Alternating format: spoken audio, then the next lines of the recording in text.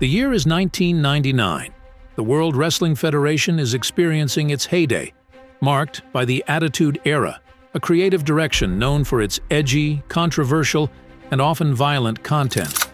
In a heated ratings war with its rival World Championship Wrestling, the World Wrestling Federation boasts a roster filled with charismatic and talented performers. Icons like Stone Cold Steve Austin, The Rock, The Undertaker, Triple H, Mankind, and more dominate the scene.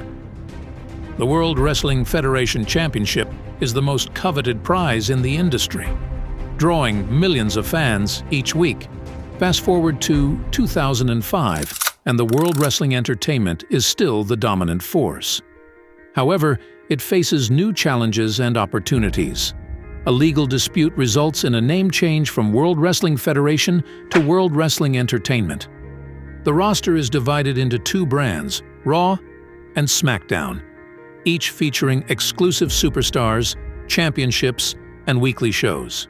World Wrestling Entertainment expands its global reach with international tours, pay-per-views, and partnerships.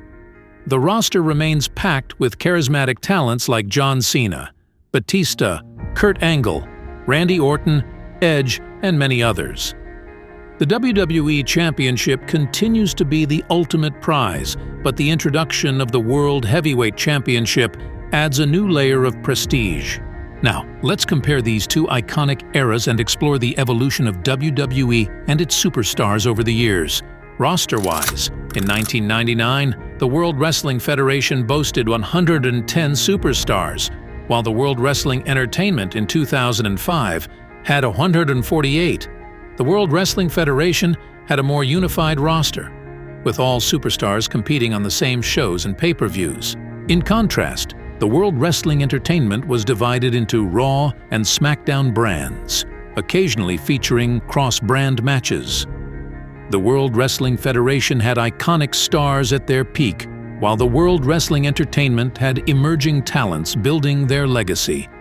The World Wrestling Federation showcased more diversity in styles and gimmicks, whereas the World Wrestling Entertainment had a more uniform presentation. In terms of storylines, the World Wrestling Federation in 1999 was known for its unpredictable, chaotic, and often shocking narratives, catering to its adult-oriented audience. Controversial themes like sex, violence, and politics were commonplace. The authority figures played significant roles. In 2005, World Wrestling Entertainment storylines were more structured, focusing on the athletic and competitive aspects of wrestling, with a greater emphasis on continuity and realism. Authority figures took a backseat to let the superstars shine. Moving on to matches, World Wrestling Federation matches in 1999 were more varied, intense, and brutal. They often featured stipulations, weapons, interference, and blood, with high-risk moves and dramatic outcomes. In 2005, World Wrestling Entertainment matches were more standard, technical, and clean, following traditional wrestling rules and featuring mat-based and submission-based moves. The audience also played a crucial role. In 1999, the World Wrestling Federation audience was passionate, vocal, and loyal, influencing the product with their feedback and demands. In 2005, the World Wrestling Entertainment audience was more casual and diverse, following the cues of the product with less direct impact on its direction.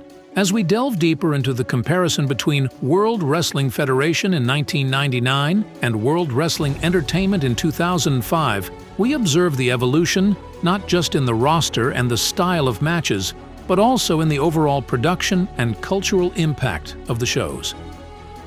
Production and presentation. In 1999, World Wrestling Federation's production was gritty, raw, and often improvised, reflecting the edgy nature of the Attitude Era. The show's graphics, music, and promos were unpolished but packed with energy, mirroring the chaotic narratives of the era. The entrance themes of superstars were iconic, resonating with the rebellious spirit of the time. Fast forward to 2005, and World Wrestling Entertainment's production had become sleeker, more polished, and sophisticated. The set designs for Raw and SmackDown were distinct and visually stunning, catering to a more global audience. The use of pyrotechnics, advanced lighting, and high-definition broadcasting added a new dimension to the viewer experience. The music and graphics became more refined, though some fans missed the raw energy of the Attitude Era. Cultural impact. The World Wrestling Federation in 1999 was a cultural phenomenon.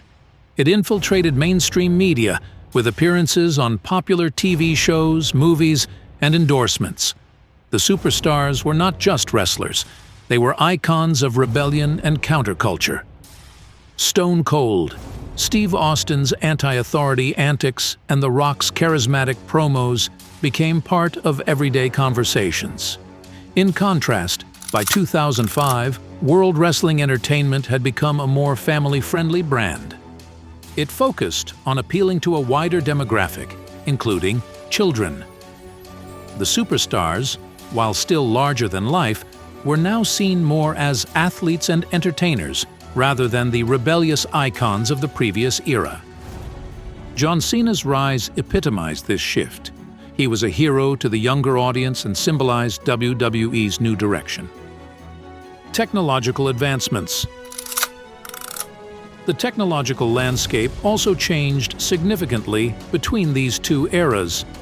In 1999, the Internet was just emerging as a tool for fans to connect and share their passion. However, by 2005, it had become a crucial part of World Wrestling Entertainment's strategy. The company used its website not just for promotion but also for exclusive content, enhancing fan engagement. Social media was starting to influence how fans interacted with the show and each other, although it hadn't yet become the force it is today. Legacy and nostalgia. As we look back, the legacy of both eras remains strong. Fans of the Attitude Era reminisce about the raw, unfiltered excitement and the stars who seemed larger than life. Meanwhile, fans who grew up with World Wrestling Entertainment of 2005 fondly remember the athleticism, storytelling, and the dawn of a new generation of superstars. Each era has its own charm, its own legends, and its own unforgettable moments that have shaped the landscape of professional wrestling. Comparing World Wrestling Federation in 1999 and World Wrestling Entertainment in 2005 reveals a fascinating evolution in style, presentation, and cultural impact. Each era reflects the societal trends and preferences of its time, showcasing the adaptability and enduring appeal of professional wrestling. Whether fans prefer the rebellious spirit of the Attitude Era or the polished athleticism of the mid-2000s, both periods have contributed significantly to the rich tapestry of wrestling history.